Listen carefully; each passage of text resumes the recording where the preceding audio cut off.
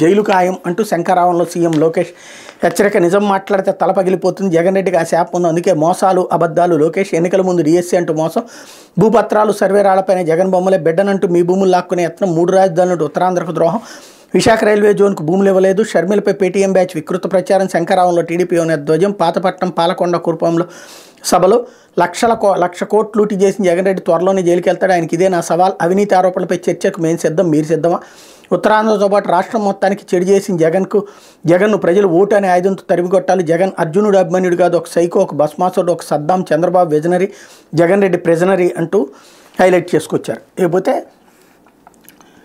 హైదరాబాద్ కావాలట అంటూ మరో 2 ఏళ్లు ఉమ్మడిగా ఉండాలట. ప్రస్తుతం కొత్త రాజధానికి అట్లే విశాఖలో పాలన ప్రారంభించే వరకు హైదరాబాద్ రాజధాని కేంద్రాన్ని కోరత మేనిఫెస్టోలో చేరుస్తాం, జగన్ చిన్నాన వైవి ప్రకటన అన్నటువంటి హైలైట్ చేశారు. అయిపోతే వైసీపీ ఎంపీ వేమిరెడ్డి టీడీపీలోకి, హైదరాబాద్లో చంద్రబాబుతో భేటీ, తాజా రాజకీయ పరిస్థితులపై మంతనాలు, వేమిరెడ్డి భార్య ప్రశాంతి కూడా టీడీపీలోకి, టీటీడీ సభ్యత్వానికి త్వరలో రాజీనామా, ఒంగోలు నెల్లూరు ఎంపీలు మాగుంట ఆదాలది వీరిబాటే, జగన్కు భారీ షాక్ అంటూ సీఎం జగన్మోహన్ రెడ్డికి మరో భారీ షాక్ తగిలింది.